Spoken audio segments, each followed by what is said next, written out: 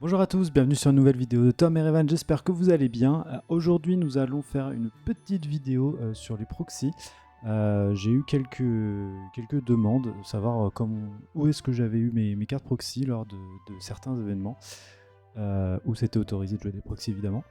Je me suis dit c'est peut-être l'occasion de faire une vidéo pour ceux qui ne savent pas comment tester leur deck dans un monde où Feu Pixelborn nous a quittés et qu'on est vraiment maintenant dans du pur remote très souvent. Voilà, donc il faut tester les decks et les proxys est un bon moyen de tester ces decks.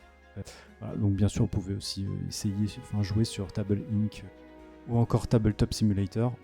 Mais encore une fois, c'est pas pareil, c'est quand même vachement mieux de jouer avec nos cartes en main. Ça apporte beaucoup plus, je pense, en termes d'apprentissage du jeu. Mais avant ça, je voudrais juste vous faire une petite publicité par rapport à un événement que Tom et moi et d'autres personnalités prennent part. Voilà, donc il y a un tournoi organisé par la Kema Prod, le Lorcana Invitational. Voilà. Oula. Un des deux. Et voilà, donc cette vidéo qui est prévue pour le dimanche, donc voilà, ce sera le lendemain, donc lundi soir, vers 20h30 par ici. Donc nous allons rentrer en phase finale de ce tournoi. Donc ce tournoi comporte 6 personnes. Donc on a déjà passé toutes les phases de pool et maintenant on rentre dans les derniers duels. Je vous mets le lien en description. On s'amuse bien, on rigole bien. Et c'est un tournoi qui est assez atypique parce que, bon, en plus de pouvoir jouer des proxys, qui est autorisé du coup, on a une limitation dans la création de nos decks qui est de jouer un minimum de 20 cartes du chapitre 5. Et donc du coup ça amène des gameplays assez intéressants et assez rigolos. C'est tout pour cette petite information. Nous allons revenir maintenant sur les proxys.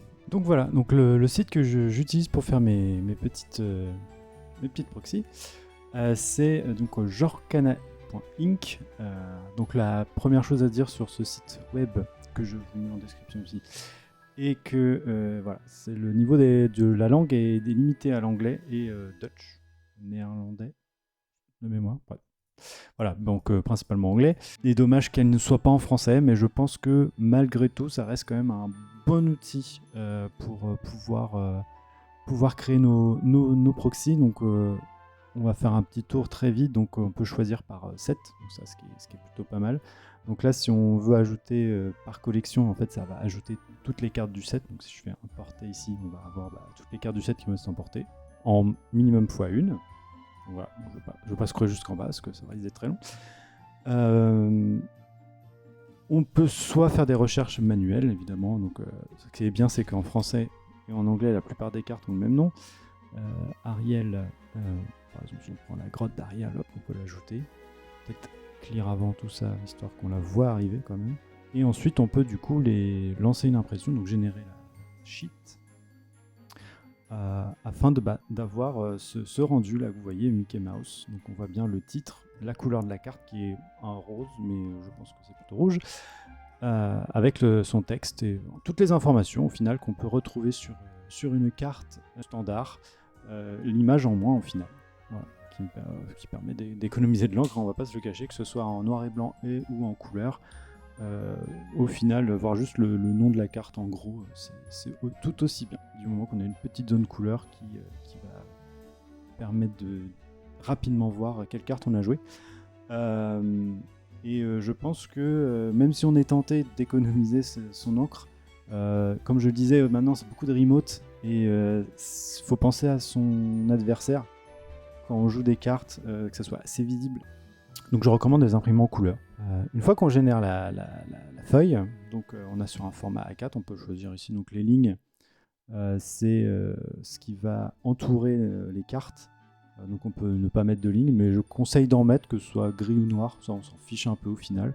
Format A4, ça évidemment un classique d'imprimante. Hein. Donc je vais vous montrer maintenant quand on la télécharge ce que ça donne.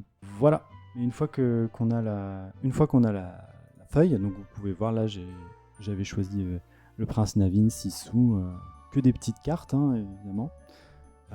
Donc voilà, Donc les fameuses lignes qui sont ici, c'est les lignes de découpage au final qui vont vous permettre de bien découper. Voilà, même moi si je ne sais pas trop découper apparemment parce que j'ai dépassé.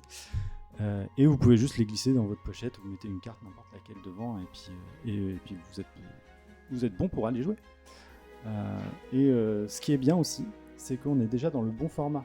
On n'a pas à s'embêter à redimensionner. 2 coups de ciseaux et c'est terminé. Donc c'est vraiment rapide, efficace. Voilà, moi, je recommande grandement ce site web. Et donc voilà le résultat. Donc là on a 2 princes Navine, un proxy, un vrai. Voilà, donc au final ça suffit à lui-même si on veut le tester vraiment dans de bonnes conditions. Mais voilà, je voulais vous montrer ça, c'est que cet outil de proxy est vraiment très bien et on lui demande pas plus en fait. Voilà. Donc voilà, c'était la petite vidéo proxy du dimanche.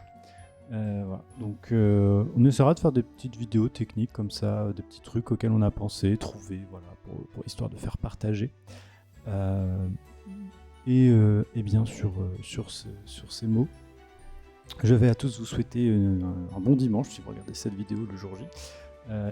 N'oubliez pas que lundi soir, nous sommes en tournoi et on serait très heureux si vous veniez nous encourager. Voilà, et bien je vous souhaite une bonne fin de journée à tous et à tous et je vous dis à la prochaine, boujou.